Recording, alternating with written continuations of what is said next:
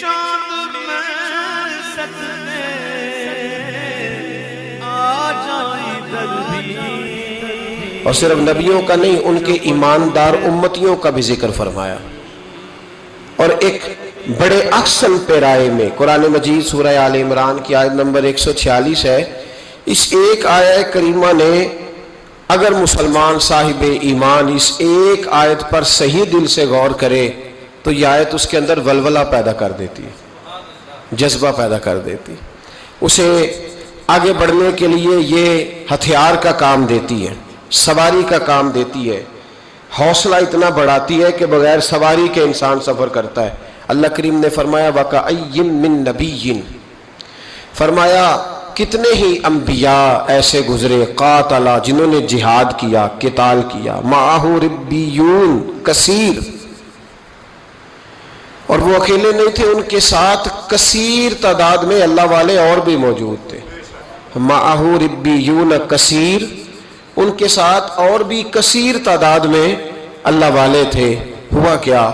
فرمایا فَمَا وَهَنُوا لِمَا أَصَابَهُمْ فِي سَبِيلِ اللَّهِ، جب وہ اللہ کے رستے میں نکلے اور اس رستے میں انہیں کوئی مصیبت آئی تو اس مصیبت پر وہ سست نہیں ہوئے، اس مصیبت پر وہ، آپ سست تو نہیں ہے نا اس وقت ماشاءاللہ، چلے اللہ خیر فرمائے۔ اللہ کریم نے فرمایا اس رستے میں وہ سست نہیں ہوئی، مصیبت آئی لیکن وہ مصیبت انہیں سست نہیں کرتی، تو جب سست نہیں کرتی تو پھر کیا کرتی ہے؟ چست کرتی ہے۔ وہ جب مصیبتیں آئیں تو وہ اور توانا ہو گئے، اور آگے بڑھنے کا جذبہ ان کے اندر آیا۔ فرمایا وہ سست نہیں ہوئے، وما ضعفوا، کمزور بھی نہیں پڑے، ضعف نہیں دکھایا مصیبتوں کے راستے میں، رو کے نہیں دکھایا، پریشان ہو کے نہیں دکھایا، موٹے جسم کو پتلا کر کے نہیں دکھایا اور بڑی پریشانی آ گئی، وما استکانوا، اور فرمایا وہ کسی مصیبت کے سامنے دبے بھی نہیں، کہیں انہیں ان کی باتوں میں لفظوں میں کوئی کمزوری نہیں آئی، ایک تو سست نہیں ہوئے، کمزوری نہیں دکھائی، اور تیسرا کسی بھی معاملے میں کبھی دب کے وقت تو یا اللہ تو انہیں جنت دے گا، جہنم سے آزاد کرے گا، ان کی آخرت کے ساتھ کوئی اچھا معاملہ کرے گا، تو اللہ کریم نے ان کا جو صلہ بیان کیا وہ بھی بڑا حسین ہے۔ فرمایا واللہ یحب الصابرین، ان صبر کرنے والوں کو اللہ اپنا محبوب بنا لے گا، یہ اللہ کے محبوب بن جائیں گے۔ ان کی فضیلت یہ ہے چونکہ انہوں نے جہاد کیا ہے اور جہاد کے راستے میں کوئی کمزوری نہیں دکھائی، ضعف نہیں دکھایا۔ آزمائش ہمارے ہاں نا ہمیں ثابت کرنا پڑ رہا ہے کہ ہم کچھ کر رہے ہیں، ہمیں ثابت کرنا پڑتا ہے، ہمیں بتانا پڑتا ہے۔ ہم اپنے بچوں سے فرما برداری خیرات میں مانگتے ہیں، یار میری فرما برداری کیا کر، اس کو حدیثیں سناتے ہیں، یہ تو خیرات میں مانگ رہے ہیں آپ، خیرات میں مانگ کے بھی کبھی کسی کا گزارا ہوا ہے؟ ماں باپ جلد بازی دکھاتے ہیں، شور کر کے، جلال دکھا کے اپنی تابع داری کراتے ہیں، کیا اس طرح بھی کبھی کسی نے فرما برداری کی؟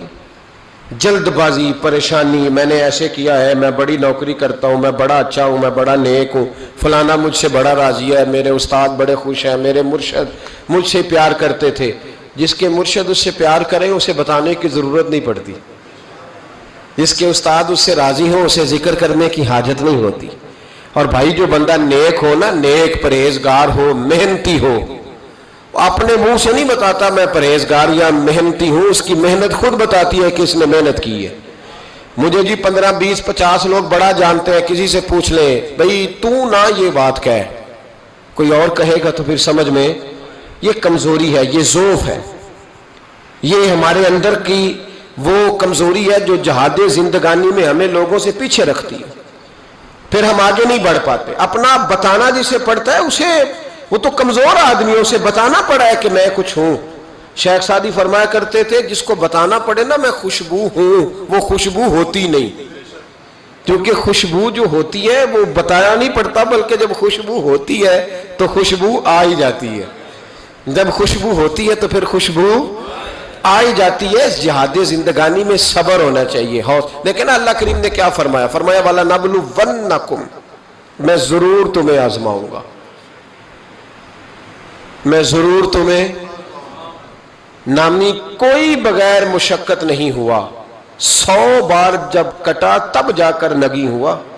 میں ضرور تمہیں آزماؤں گا. کس طرح؟ بشیء من الخوف والجوع ونقص من الاموال والانفس والثمرات. فرمایا میں تمہیں خوف سے آزماؤں گا, میں تمہیں بھوک سے آزماؤں گا, میں تمہیں مالوں جانوں اور پھلوں کی کمی سے آزماؤں گا. پھلوں کی کمی کیا ہے؟ والثمرات کیا ہے؟ اس پر مفسرین نے بڑا کچھ لکھا ہے. کہتے ہیں کہ جو والثمرات ہے نا, پھلوں کی کمی, اس سے ایک مراد تو یہ ہے کہ انسان کے مال میں نقصان ہو جاتا ہے, لیکن ایک مراد اس سے یہ ہے والثمرات سے کہ پھل نتیجے کو کہتے ہیں, پھل رزلٹ کو کہتے ہیں. کہتے ہیں نا مجھے اس کا پھل بڑا ملا ہے, تو پھل سے مراد وہاں سیب نہیں ہوتا, پھل سے مراد وہاں انگور نہیں ہوتا, وہاں پھل سے مراد رزلٹ ہوتا ہے. تو فرمایا والثمرات, میں تمہیں پھلوں کی کمی سے آزماؤں گا. یعنی تم بڑی محنت کرو گے, بالکل صحیح چلو گے, حق پہ ہوگے, لیکن نتیجہ تمہاری مرضی کا نہیں آئے گا. رزلٹ تمہاری کو نہیں سمجھ آئی آپ کو میری بات؟ رزلٹ تمہاری مرضی کا. والثمرات, میں اس رزلٹ سے تمہیں آزماؤں گا. محنت تم میری مرضی کی کرو گے, نتیجہ تمہاری مرضی کا نہیں, وہ بھی میری مرضی کا. رزلٹ بھی جنگ احد میں صحابہ کی جد و جہد میں کوئی شک نہیں تھا, پر نتیجہ اللہ کی مرضی کا نکلا, نتیجہ اللہ کی مرضی کا نکلا. میرے بھائی, میدان کربلا میں امام حسین کے ساتھ خدا تھا. اللہ کرے آپ کو سمجھ آئے میری بات کی. میدان کربلا میں تلواریں یزیدیوں کے ساتھ تھی, حکومت ان کے ساتھ تھی, سارا کچھ ان کے ساتھ تھا, پر رب امام حسین کے ساتھ تھا. اس لیے کہ اللہ کہتا ہے ان اللہ مع الصابرین, میں صبر کرنے والوں کے ساتھ. اللہ امام حسین کے ساتھ تھا, لیکن بظاہر نتیجہ شہادت میں نکلا. وہ ہمارے یہاں نا کچھ بیچارے دوست ہیں جو ہر وقت فرقہ واریت کو ہوا دیتے ہیں, خرابی کرتے ہیں, امت میں تفریق پیدا کرتے ہیں. میرے پاس ایک صاحب آئے, کہنے لگے جناب وہ حضرت علی مشکل کشا ہیں. میں نے کہا نہیں, نیرے مشکل کشا نہیں, حاجت روا بھی ہیں, اس لیے کہ مولا کا معنی مددگار ہے. تو کہنے لگے پھر انہوں نے میدان کربلا میں حضرت امام حسین کی مدد کیوں نہیں کی؟ تو میں نے کہا تو یہ بتا کہ میدان کربلا میں اللہ نے ان کی مدد کیوں نہیں کی, اللہ نے کیوں نہیں مدد کی؟ اس سوال کا جواب دے. چپ کر گیا. وہ یہاں حضرت سلطان باؤ رحمۃ اللہ علیہ کے عرس پہ نا لوگ گاڑیوں میں جاتے ہیں. چلیں ہمیں بھی بعض طریقوں سے اختلاف ہے, لیکن جو اہل اللہ کی عقیدت میں جاتے ہیں وہ بڑے بہترین لوگ ہیں. تو وہ گاڑی جا رہی تھی, ایکسیڈنٹ ہو گیا, کچھ لوگ فوت ہو گئے, کچھ زخمی ہو گئے. تو ایک صاحب دوڑے دوڑے آئے, کہنے لگے جی وہ فلاں جگہ ایک مولوی صاحب کہہ رہے تھے کہ دیکھو جی پھر بابے نے بچایا کیوں نہیں. تو میں نے کہا میں ایک سال حج کرنے گیا تھا تو 750 آدمی فوت ہو گیا تھا, اللہ نے بچایا کیوں نہیں؟ وہاں گئے تھے, احرام باندھے تھے, فوت ہو گئے, اللہ نے بچایا کیوں نہیں؟ سمجھ آ رہی ہے میری بات کی؟ کیوں لوگ ایسی کمزور باتیں کرتے ہیں؟ بابا جی نے بچایا کیوں نہیں؟ او خدا کے بندے یاد رکھو اور سمجھو, میرے نبی پاک علیہ السلام نے فرمایا جو حج عمرے کے رستے میں فوت ہو جائے روزانہ اس کے لیے حج اور عمرے کا ثواب لکھا جائے گا. تو اگر اسے بچا لیا جاتا تو ثواب کیسے لکھا جاتا؟ یہ حکمت ہے. امام حسین صرف شہید نہیں, سید الشہداء ہے, خالی شہید نہیں, سید الشہداء ہے. تو بتاؤ نا بھلا, اگر حضرت علی ان کی مدد کرتے, اللہ ان کی وہاں اس انداز میں مدد کرتا جو ہمارا خیال ہے, تو پھر یہ سید الشہداء کا درجہ انہیں کیسے ملتا؟ تو کمزوری, لوگ کمزور باتیں کرتے. یاد رکھو اعلیٰ درجات کے لیے اللہ آزماتا ہے, پھر اعلیٰ درجے دیتا ہے. فرمایا میں آزماؤں گا, وَلَنَبْلُوَنَّكُمْ بِشَيْءٍ مِّنَ الْخَوْفِ وَالْجُوعِ وَنَقْصٍ مِّنَ الْأَمْوَالِ وَالْأَنفُسِ وَالثَّمَرَاتِ. تو جب لوگ اس میں کامیاب ہوں گے تو پھر کیا ملے گا؟ فرمایا وَبَشِّرِ الصَّابِرِينَ, خوشخبری میں بھی دے سکتا ہوں, خوشخبری میری طرف سے ہی ہے, پر میں خود نہیں دوں گا, میں اپنے محبوب سے کہوں گا محبوب تو انہیں خوشخبری دے دے. پھر محبوب کی زبان سے خوشخبری. جہاد زندگانی میں آزمائشوں کا مقابلہ کرنے کے لیے تیار رہیں. ہم تو جلد باز سے لوگ ہیں, جلدی سے. وہ کہتے ہیں جی میرے ابا جی نا وہ اب جلد باز ہیں, پنجابی کہتے ہیں کالے پہ جاندے نے. تو ابا جی جلد باز ہیں تو بچے نے نہیں جلد باز ہونا. بتائیں ابا بھی جلد باز اور بیٹا بھی, پھر کیا بنے گا روزانہ؟ بولے پھر گھر کے اندر سے روز چیخنے کی آوازیں آئیں گی. دونوں جلد باز ہو جائیں تو کیسے بات آگے چلے گی؟ میاں صاحب بھی جذباتی تو بیوی بھی جذباتی, تو رزلٹ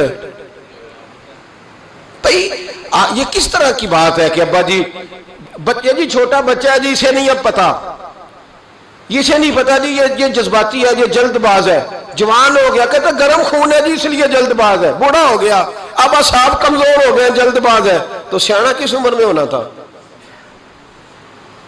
بولے سیانے ہونے کی کون سی عمر ہے؟ باشعور ہونے کی، ٹھنڈے ہونے کی، وہ تو جذباتی ہے نا جی، جوان خون ہے، تو ٹھنڈا خون کس عمر میں ہوتا ہے؟ تو یہ ایسی مبہم باتیں ہیں جنہوں نے ہماری زندگی ہمارے حق میں تنگ کر دی۔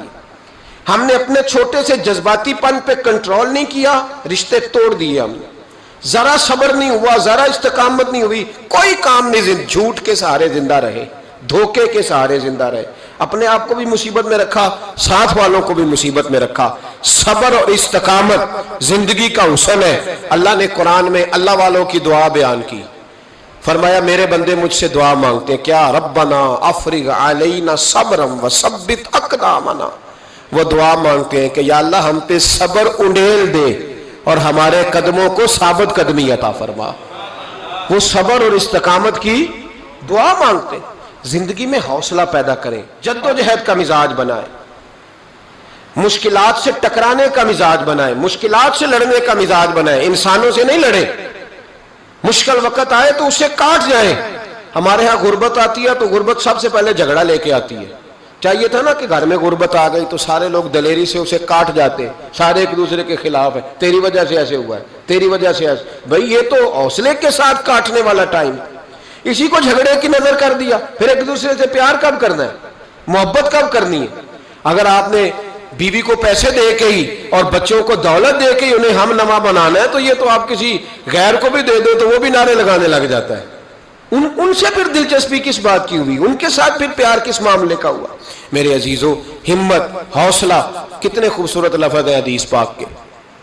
آپ یقین کریں ہم اپنے نبی پاک کے ایک فرمان کو زندگی میں اپنے گرہ سے باندھ لیں تو وہی ہمارے لیے بڑا کافی ہے۔ ایک فرمان مشکات میں نبی پاک کا، اللہ کے رسول صلی اللہ علیہ وسلم نے فرمایا جب اللہ کا ارادہ بن جاتا ہے نا کسی بندے کو بڑا درجہ دینے کا، اللہ کا جب ارادہ بنتا ہے اس بندے کے پاس عمل کوئی نہیں ہوتا بڑا بننے کے لیے، بس اللہ کا ارادہ بن گیا کہ وہ بڑا بن جائے۔ اس کا مطلب ہوا رب بڑا ہی مہربانی فرمانے والا ہے۔ فرمایا محبوب کریم علیہ السلام نے کہ بندے کے پاس عمل ایسا کوئی نہیں، کردار میں، گفتار میں نیکی ایسی نہیں جس کے سبب سے اسے بڑا بنایا جائے۔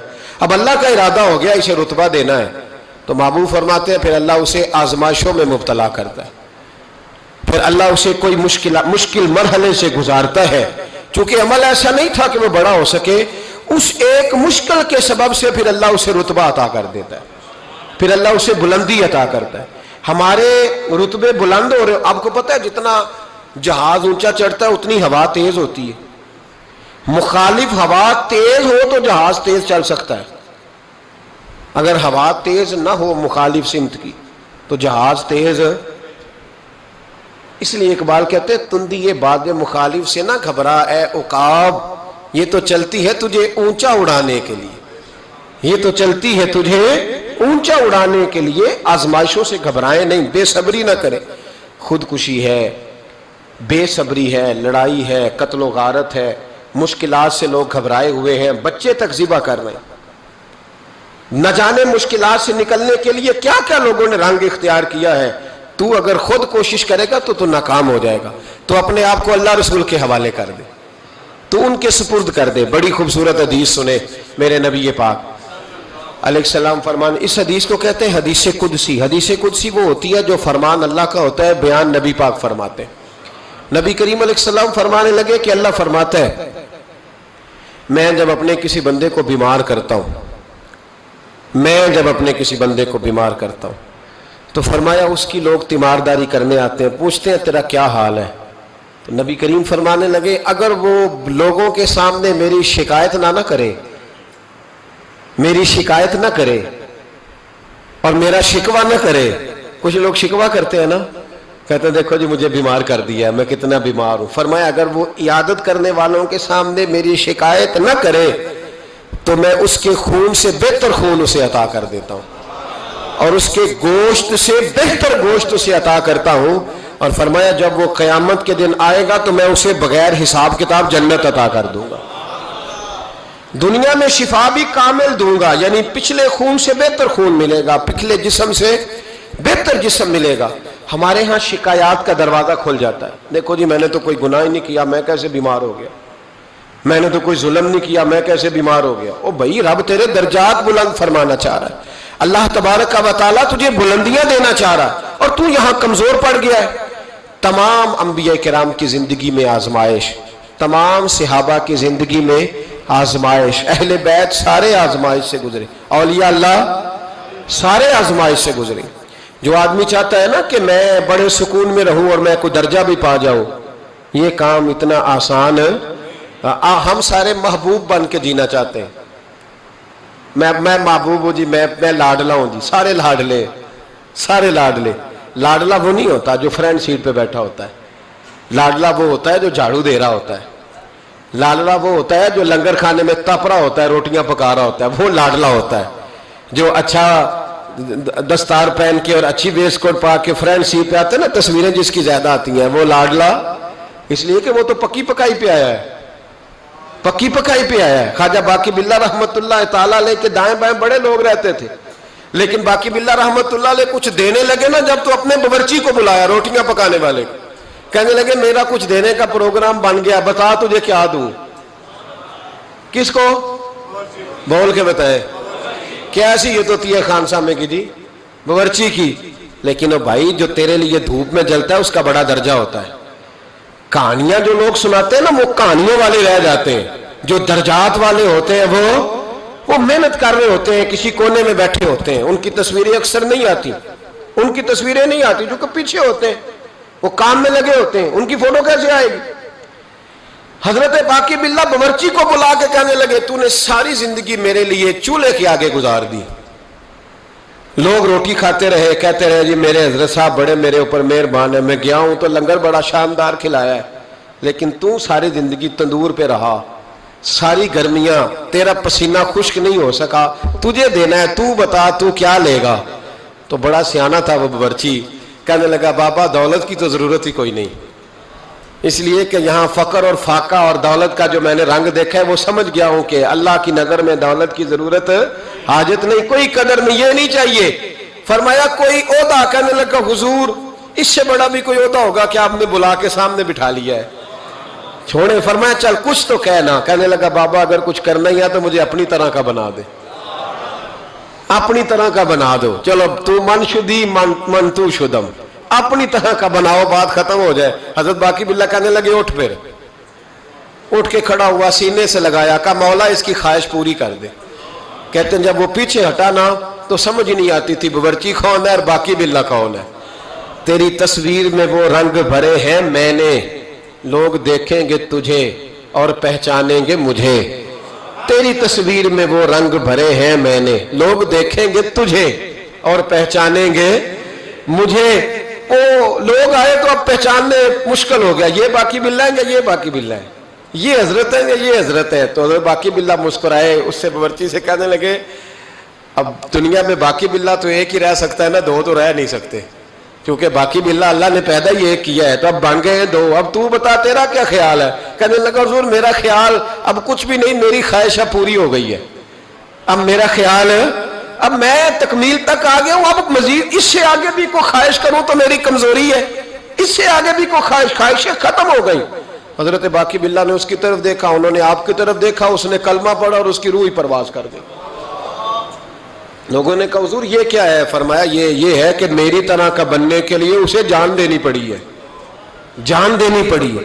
یہاں لوگ بغیر جان دیے کہتے ہیں با میرا چونکہ رنگ گورا ہے تو لہذا اللہ فٹافٹ مجھے درجہ عطا کر دے، چونکہ میں مسکراتا صحیح ہوں تو جلدی سے۔ او خدا کے بندے جو لاڈلے تھے، حسنین کریمین جو لاڈلے تھے، جو لاڈلے تھے، جو اصل لاڈلے تھے، اللہ اکبر، اس طرح کے لاڈلے کہ پشت پہ حضور نماز پڑھ رہے ہیں، میرا بچہ نماز پڑھتے آئے تو ہو سکتا ہے اس کی اماں سے میرا جھگڑا ہو جائے، لے جاؤ گھر، نماز بھی نہیں پڑھنے دیتا۔ مصطفیٰ کریم نماز پڑھے اور امام حسین سجدوں سے کھیلنے لگ جائے، سجدوں سے کھیلنے لگ جائے، جب چڑھے حضور کی کمر مبارک پہ تو رب کریم کا محبوب چل تو میرا سجدہ لمبا کر دے، حسین کو بیٹھا رہنے دے۔ اتنا لاڈلا، اتنا لاڈلا، اتنا لاڈلا، کہ نبی رحمت صلی اللہ علیہ وسلم نماز پڑھ رہے ہو، امام حسن اور حسین آ جائیں، ٹانگوں میں آ کے گھسے، حضور قدم کھول دیں، یہ گزر گئے، واپس آئیں تو قدم کھول دیں، یہ گزر گئے۔ جو سجدوں سے کھیلتے رہے، بڑے لاڈلے تھے، پر پتہ ہے پھر ان کا حال کیا ہوا؟ جس گردن کو مصطفیٰ کریم نے چوما، اور حضرت ابو ہریرہ رضی اللہ تعالیٰ عنہ فرماتے قسم اللہ کی عزت کی، جس طرح پہلی کھجور پہلا پھل پکتا تھا تو پہلا گھر میں پھل آتا تھا تو باغ کا مالک کھجور چوستا تھا، پہلا پھل آیا، بڑا مزہ آیا، فرماتے اس طرح میں نے نبی پاک کو امام حسین کی زبان چوستے دیکھا، اس انداز میں لاڈ۔ پھر پتہ ہے انجام کیا ہے؟ یاری تیری سونا ہے پر ازمائشاں تیریاں اگ، اے سونا پرکھیا جاوندا ہی پہلو نال اگاں دے لگ، میں دی بڑا لاڈلا ہوں۔ کس طرح؟ کیا آزمائش آئی زندگی میں؟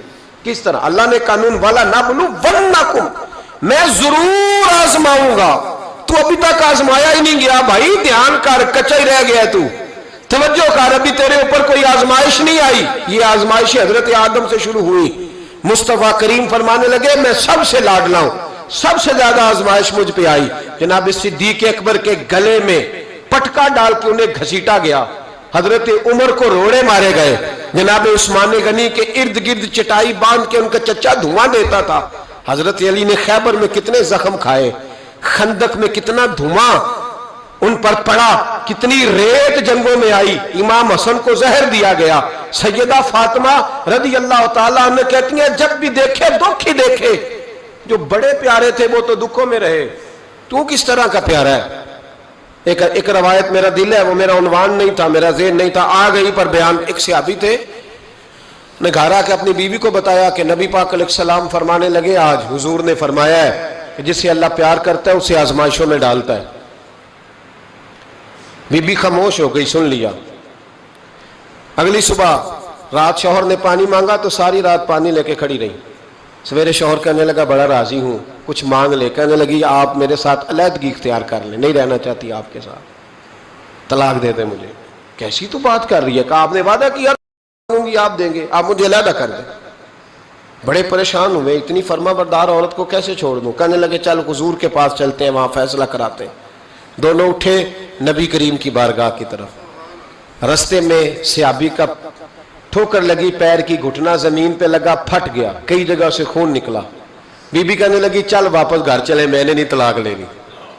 کہنے لگے تو بڑی بیوقوف ہے، میرا گھٹنا ٹوٹ گیا، اتنا میں پریشان، آپ تو کہتی ہے نہیں لینی، کیا مسئلہ، چل واپس، اب میں حضور کے پاس لے جاؤں گا۔ تو بڑی نادان ہے، پہلے کہہ رہی تھی طلاق لینی بغیر وجہ کے، رب کہتی ہے نہیں لینی۔ تو وہ خاتون کہنے لگی آپ نے گھر آ کے بتایا تھا نا کہ جس سے اللہ پیار کرتا ہے اس پہ مصیبتیں آتی ہیں، تو میں جب سے آپ کے گھر آئی تھی کوئی مشکل بھی نہیں آئی تھی۔ تو رات میں سوچنے لگی کہ اس پر تو کوئی مشکل ہی نہیں آئی، لگتا ہے اللہ اسے پیار ہی نہیں کرتا، اس لیے میں نے آپ سے طلاق لینے کا ارادہ کیا تھا۔ اب مشکل آ گئی ہے، اب خون نکل آیا ہے، اب مجھے سمجھ آ گیا رب آپ سے بھی پیار کرتا ہے، اب چلو گھر چلیں۔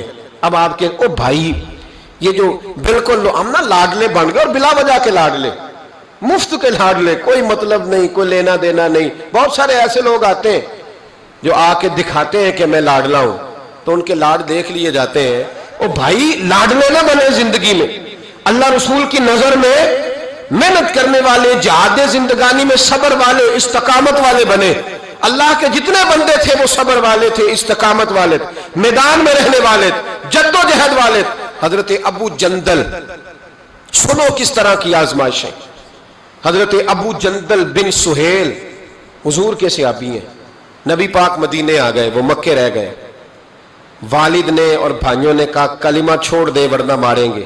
ہمیں تو مفت میں کلمہ ملا ہے، بالکل فری، نمازیں بالکل فری، ہر چیز مفت میں، اس لیے لوگ کہتے ہیں ابھی ٹائم نہیں ملے گا تو پڑھوں گا۔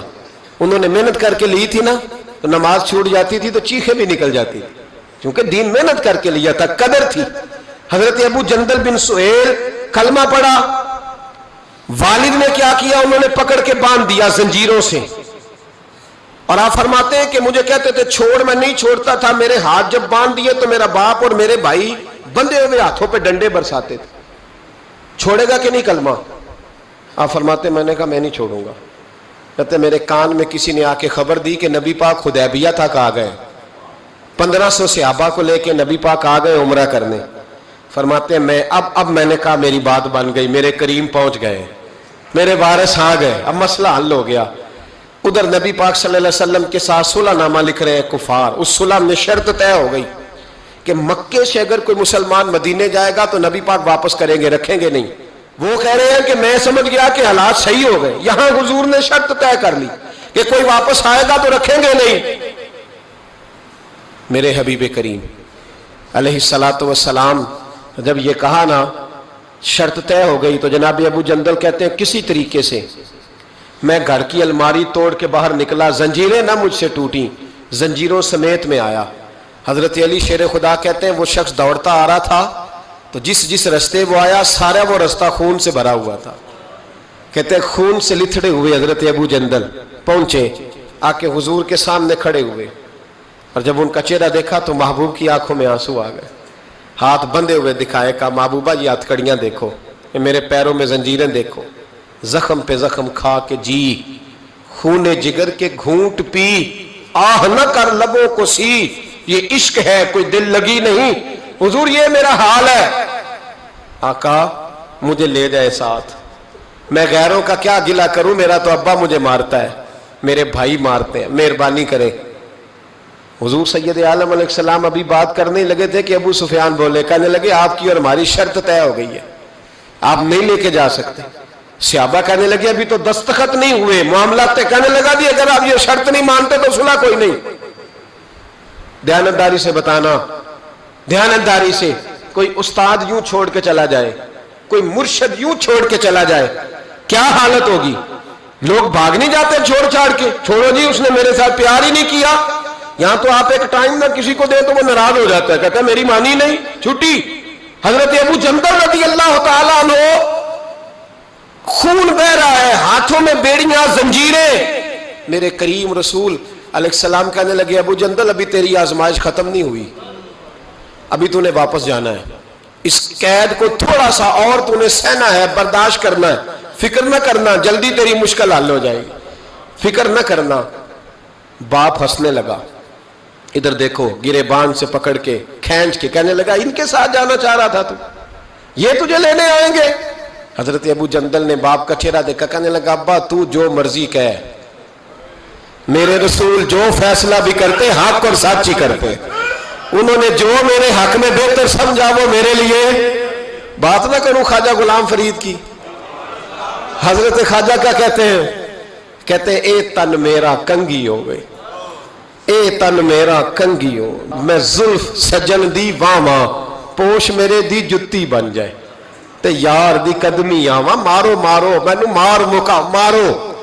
ابا سے بھائی سے کہنے لگے مارو مارو مینو مار مکاؤ, میں کوئی عذر نہ پیش لے آواں, تے جے سونا ہی میرے دکھ وچ راضی, جے او سونا ہی میرے دکھ وچ راضی, تے میں سکھ نو چلے ڈاواں. آ یار فریدا کدی مل پہ سونا, انہوں رو رو حال سناواں.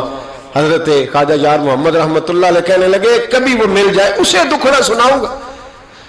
اور بڑے خوبصورت لفظ لکھے ہیں راویوں نے, کہتے ہیں حضرت ابو جندل اپنے والد سے کہنے لگے اب اس طرح کر, میری زنجیریں کھول دے, اب میری بیڑیاں کھول دے, اب میں بھاگوں گا نہیں, اس لیے کہ پہلے میں تیرا قیدی تھا, میں نبی پاک کے حکم کا قیدی ہوں. اب جب تک حکم نہیں آئے گا میں جانے نہیں لگا, تو کھول دے, اور جتنا دل کرے ظلم کر, میں تو مجھے کہہ دے اس کمرے میں قید رہنا, میں نکلوں گا نہیں, اس لیے کہ اب میں مصطفیٰ کے محبوب کا قیدی ہوں, اب تھوڑی نکلوں گا. قید ہو گئے, تھوڑا ہی وقت گزرا کہ اللہ نے فتح مکہ عطا فرما دی.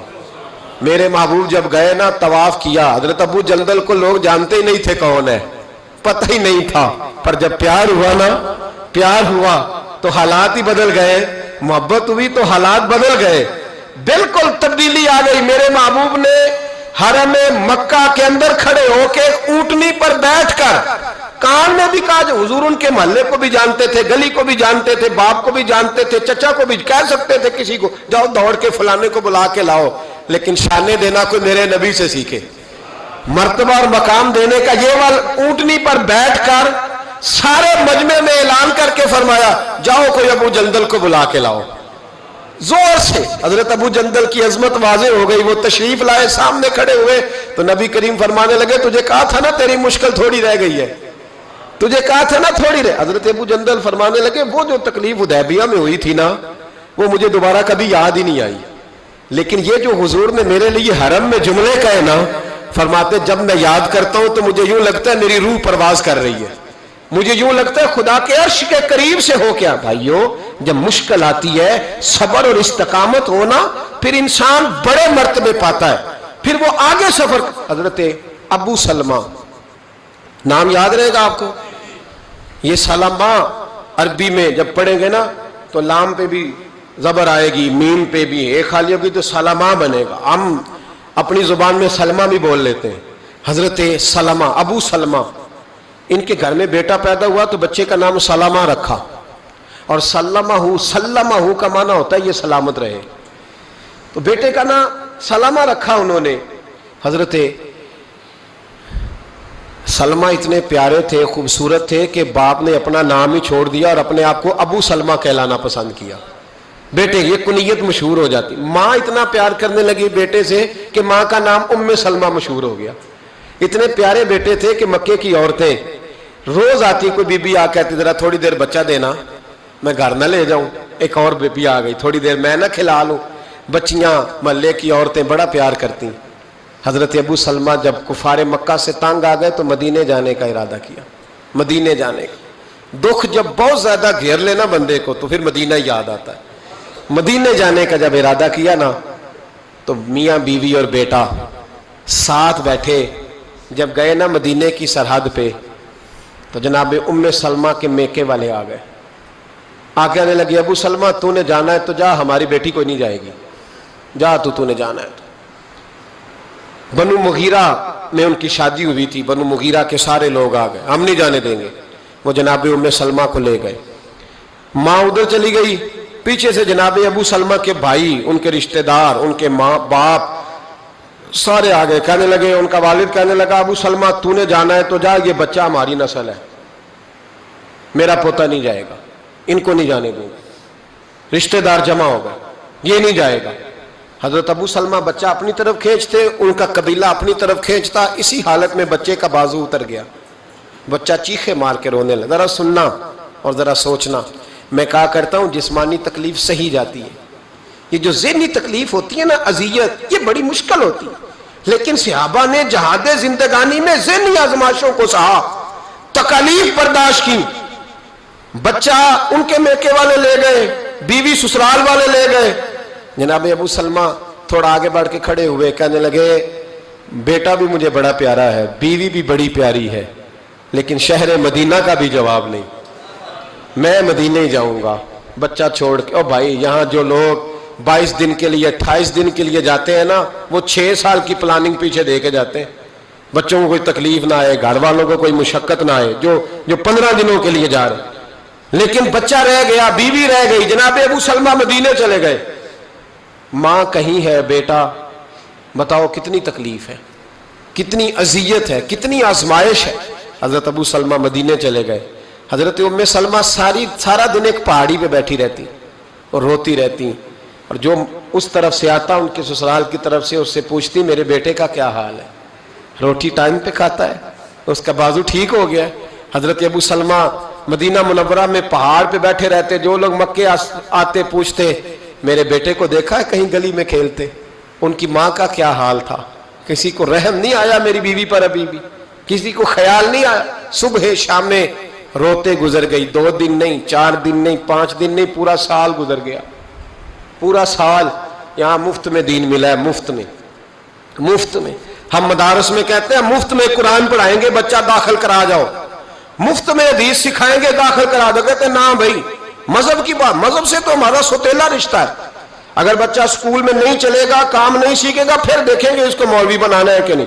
ابھی آپ کہہ رہے ہیں یہ کیسے ہو سکتا ہے؟ سیکنڈ درجہ, دوسرا درجہ, تیسرا درجہ معاذ اللہ مذہب کو ملتا ہے. یہ لوگ تھے جو نفسیاتی طور پر مجبور ہو گئے, لیکن مذہب سے پہلا رشتہ, مذہب سے پہلا تعلق, پہلا ان کا سگا پن اپنے دین کے ساتھ. سال بیت گیا تو بنو مغیرہ کے سیانے لوگ جمع ہو کے جناب ام سلمہ کے باپ کے پاس گئے. کہنے لگے بس کر دے, تیری بیٹی کا رونا ہم سے نہیں دیکھا جاتا, چل بس کر, مہربانی کر. وہ کہنے لگا چلو ٹھیک ہے, تم کہتے ہو تو میں بیٹی کو جانے کی اجازت دے دیتا ہوں. وہی سارے لوگ پھر مل کے حضرت ابو سلمہ کے خاندان کے پاس گئے، کہا تمہیں اس بچے پہ رحم نہیں آتا؟ اس چھوٹے سے پھول پر کرم نہیں آتا؟ ماں زندہ ہے، باپ زندہ ہے، تم نے جدا کر دیا وہ بچہ۔ او بھائیو، ان لوگوں نے وہ والی قید سہی ہے صحابہ نے جس کا ہم تصور بھی نہیں کر سکتے، لیکن صبر، استقامت پہاڑ ثابت ہوئے۔ حضرت ابو سلمہ کے رشتہ دار بھی مان گئے۔ اب ام سلمہ اپنا بیٹا لے کے ایک جگہ جمع ہوئی تو ان کا ابا پوچھنے لگا، بیٹی اب یہی رہو گی نا؟ تو حضرت ام سلمہ کہنے لگی، ابا آپ کو ابھی بھی سمجھ نہیں آئی؟ جس مدینے کے لیے سال پورا تکلیفیں صحیح ہیں، اس کو چھوڑ کے میں یہاں رہوں گی؟ کیا ایک گھوڑے کا بندوبست کر دو، مجھے اور میرے بیٹے کو گھوڑے پہ تم بٹھا دو اور مدینے میرا اللہ مجھے پہنچا دے گا، بٹھا دو میں پہنچ جاؤں گی۔ بھائیو، اس انداز میں ان کی ملاقات ہوئی۔ زندگی میں صبر نہیں رہا، حوصلہ نہیں رہا، استقامت نہیں رہی۔ ہمارے کمزور لب و لہجے نے خودکشیوں کو ایجاد کیا، ہماری کمزور طبیعتوں نے فساد کو ایجاد کیا، ہمارے رشتے ہماری مرضی کے ہیں۔ وہ کسی شاعر نے کہا تھا، تیری شرطوں پہ ہی اگر کرنا ہے تجھ کو قبول، یہ سہولت تو مجھے سارا جہاں دیتا ہے۔ میری مرضی پہ میرا چچا چلے تو میرا تعلق ہے، میری مرضی پہ میرا دوست چلے تو میرا تعلق ہے، اور اگر وہ اپنی مرضی کر جائے تو پھر میرا کوئی رشتہ۔ او بھائی، یہ کیا رشتہ دار چلانے کا طریقہ ہوا؟ استقامت ہی نہیں، حوصلہ ہی نہیں، صبر ہی نہیں، اور جب بزرگوں میں نہیں تو بتائیں بوڑھوں میں۔ حضرت خباب بن ارت حضرت عمر کے پاس بیٹھے تھے، یہ واحد شخص ہے، ایک یہ اور ایک حضرت بلال، یہ دونوں جب آتے تھے تو حضرت عمر ممبر چھوڑ دیتے تھے۔ تو حضرت خباب کا اچانک چہرے سے، بخاری شریف میں موجود ہے، ان کے کمر سے نا کپڑا ہٹا تو اتنے موٹے موٹے داغ تھے۔ جناب عمر کہنے لگے، یہ کیا ہوا؟ اور ماننے لگے کچھ بھی نہیں۔ ایک دن ابو جہل، ابو لہب، عتبہ، عتیبہ، شیبہ سارے مل کے آئے، کہنے لگے کلمہ چھوڑتے ہو کہ نہیں؟ میں نے کہا چھوڑنے کے لیے پڑا تھا کوئی، یہ نہیں چھوٹتا، یہ بڑا عجیب نشہ ہے۔ حضرت بابا فرید الدین مسعود گنج شکر رحمت اللہ علیہ کے نا ایک بڑے منظور نظر خلیفہ ہوئے جن کا نام تھا جمال الدین ہانسوی۔ یہ اتنے محبوب تھے بابا صاحب کو کہ بابا صاحب نا ان کی وجہ سے ان کے گاؤں رہے 3 سال جا کے ہانسا میں، بڑے محبوب تھے۔ بابا صاحب کسی کو خلافت نامہ دیتے تو کہتے میرے جمال سے سائن کرا لو۔ تو حضرت بابا جمال الدین لاڈلے تھے نا، تو لاڈلے پھر لاڈلی ہوتے ہیں، لیکن میری رائے یہ ہے کہ لاڈلوں پہ آزمائشیں بھی زیادہ آتی ہیں۔ کہتے سائن کرا لو، تو وہ لے کے جاتے اجازت نامہ، تو کئی دفعہ حضرت جمال الدین پکڑ کے پھاڑ دیتے۔ لوگ آگے کہتے بابا صاحب انہوں نے تو پھاڑ دیا ہے۔ فرمایا جس کو جمال الدین پھاڑ دے فرید الدین سیاہ نہیں کرتا۔ ختم ہو گئی بات، پھاڑ دیا تو چھٹی کرو۔ بڑا پیار تھا ان سے۔ حضرت بہاؤالدین زکریا ملتانی رحمت اللہ علیہ ملنے آئے، میں مضمون سمجھا رہا ہوں آپ کو، میری بات پہ توجہ کرنا۔ ان کی نظر پڑی حضرت جمال الدین ہانسوی پہ، تو انہیں یہ درویش بڑا پسند آیا۔ ملتان شریف جا کے خط لکھا، کہنے لگے بابا صاحب میرے سارے مرید اور خلیفے لے لیں، یہ جمال الدین مجھے دے دیں۔ تو بابا صاحب نے نا ایک لائن اوپر کھینچی، ایک نیچے کھینچی، اور بڑا مزیدار جملہ لکھا۔ کہنے لگے بہاؤالدین کمال کرتے ہو، کوئی اپنا جمال بھی کسی کو دیتا ہے، کوئی اپنا جمال بھی کسی کو دیتا ہے، یہ تو نہیں نہ ہو سکتا، یہ میرا جمال ہے۔ اللہ اکبر۔ انہوں نے روحانی کشش ڈالی۔ تو ایک دن حضرت جمال الدین ہانسوی کہنے لگے بابا صاحب سے، حضور میرا دل کرتا ہے ملتان شریف جانے کو، اللہ کرے آپ کو سمجھ آئے میری بات کی، میرا دل کرتا ہے ملتان شریف جانے کو۔ تو بابا صاحب سمجھ گئے، کہنے لگے وہاں کیا ہے؟ کیا ہے وہاں؟ کوئی کاروبار ہے، رشتہ داری ہے، تعلق ہے؟ عرض کی حضور نہیں، میں پھر کا بندہ نواز آپ جانتے تو ہیں، میرا حضرت بہاؤالدین زکریا سے ملنے کو دل ہے۔ آپ نے فرمایا وہ میرے بھی دوست ہیں، مجھے اعتراض کوئی نہیں تھا، پر جس طرح تو جا رہا ہے جا، پھر ادھر ہی جانا، اور گرا جو ان کی نگاہ سے وہ سنبھل نہیں سکتا۔ ایک در پھڑیے محکم پھڑیے تے پھر ایک دے ہی ہو کے مریے۔ یہ یاد رکھنا، یہ جو مزاج بن گئے نا، بابا میاں محمد بخش صاحب رحمۃ اللہ تعالیٰ علیہ نا بڑے درویش بزرگ تھے۔ درویش سخت جملہ نہیں کہتے، پر بابا صاحب نے بھی نا ایک سخت جملہ کہا ہے۔ انہوں نے کہا نوے نوے نہ یار بنائیے، میاں صاحب کمینہ ہی آگ چھڑیا جی، تھی تے سادے بندے ہو، اتنا سخت جملہ، ایویں نوے نوے نہ یار بنائیے وانگ کمینے ہیں لوگ کا، اتنا سخت جملہ کہہ دیا۔ کہا جاؤ چلے جاؤ۔ حضرت جمال الدین کہتے ہیں میں وہاں سے نکلا، لیکن پتہ نہیں دل پہ کیا بوجھ پڑا، نہ وہاں جا سکا نہ یہاں کا رہ سکا۔ बड़ा मेरा नाम था, लेकिन दरवाज़ा महबूब से जुदा हुआ तो अब कोई पूछने भी नहीं आता। इतनी खस्ता हाली हुई, एक कोने में बैठ गए, मक्खियाँ भिनकती हैं, हाल बड़ा बुरा है। एक ताजर बाबा साहब के पास साल के बाद आता था, तवज्जो है ना मेरी बात पर आप हजरात, साल के बाद आता था। इस साल जब वो आया ना, उसने लोगों से पूछा जमालुद्दीन कहाँ हैं? उन्होंने कहा जनाब क्या बताएं आपको, ये मामला हुआ है, आजकल बाबा साहब अलैहि रहमा नाराज़ हैं। उसने ना रात हज़रत बाबा साहब की खिदमत में बैठना था, बैठा तो बाबा साहब के पैर दबाने लगा। ख्वाहिश थी कि मैं जमालुद्दीन की सिफारिश करूँगा। पैर दबाते दबाते जब रात बीत गई तो बाबा साहब मुस्कुराए, फिर थोड़ी देर के बाद संजीदा हुए तो कहने लगे जमालुद्दीन की बात करना चाहते हो, करो। अर्ज़ की बंदा नवाज पता है तो फिर बेचारे को माफ़ कर दे, दरगुजर फरमाएं। कहा यार उसने हमारी कदर ही नहीं की, वो दाएं बाएं जाता फिरता है, वो दाएं बाएं भागता है, उसने ख्याल ही नहीं किया, उसने तवज्जो ही नहीं की, उसको चाहिए था ऐसा करता, कभी इधर निकल जाता है। अच्छा जाओ, उसे कहे आ जाए, मैंने उसे माफ़ किया। बाबा साहब दर्स देते थे, असर की नमाज के बाद कुरान पाक का दर्स देते थे। किस बात का बोल के बताइए? बांझ इल्मों जो करे फ़कीरी, ओ काफर मरे दीवाना हो। ये तो दरवेश का फतवा है ना, मुनाफिक भी नहीं कहा, गुमराह भी नहीं कहा, सीधा काफर ही कह दिया। बांझ इल्मों जो करे फ़कीरी, काफिर मरे दीवाना हो। हजरत जमालुद्दीन हांसवी को ले आओ, असर के बाद दर्स कुरान हो रहा था। सामने आके हजरत जमालुद्दीन हांसवी गुस्ल करके इमामा बांध के खड़े हुए, पर अब वो चेहरा नहीं रहा, अब वो रौनक नहीं रही, अब वो रंग ढंग नहीं रहा। हजरत सैयदना बाबा फरीदुद्दीन मसूद गंज शकर ने यूँ नज़र उठाई, क्या करें, रब के बंदों का दिल बड़ा नरम होता है, बड़ा। अब तो लाजपाल पीर से लाजपाली कराने के लिए भी 5-5 हज़ार के नोटों की ज़रूरत होती है ना। अब तो आप बड़ी बाजारों में जाएं तो लाजपाली शुरू हो जाती है। अल्लाह माशाअल्लाह, अच्छे लोगों की बात नहीं करता, खुदा बंदा ये तेरे सादा दिल बंदे किधर जाएं। दरवेशी भी अय्यारी है, शहनशाही भी अय्यारी, सारे काम करने के लिए आगे निकलना पड़ता है। बाबा साहब ने देखा ना तो आंखों में आंसू आ गए और रो के जुमला बड़ा शानदार कहा, अपने आप को मुखातिब करके कहने लगे फरीदुद्दीन ये तूने क्या किया? कोई अपने जमाल का इस तरह का हाल भी करता है, ये तूने क्या किया? बस बाबा साहब राजी हुए, एक बज़म सजी और उस बज़म के मेहमान भी आंसू थे और मेज़बान भी आंसू थे। कदमों से लगे हज़रत जमालुद्दीन और फिर रो के कहने लगे बंदा नवाज राजी हुए तो दुआ करो मैं रज़ा में ही मर जाऊं, मैं रज़ा में मर जाऊं, मुझे अब दोबारा नाराज़गी का मुंह ना देखना पड़े। बड़े नसीबों वाले थे। जब जनाजा उठा तो हज़रत बाबा साहब ने कंधा भी दिया और फिर हज़रत ने नमाज जनाजा भी पढ़ा। ये जो थोड़ा सा बंदा दाएं बाएं निकलता है ना, थोड़ा सा, ये पसंद नहीं होता, ये याद रखना। ये जो हल्का सा इधर उधर जाता है ना, ये नहीं मज़ा देता, ये खराब हो जाता है। एक दर फड़िए ते मोहकम फड़िए ते एक दे ही होके मरिए।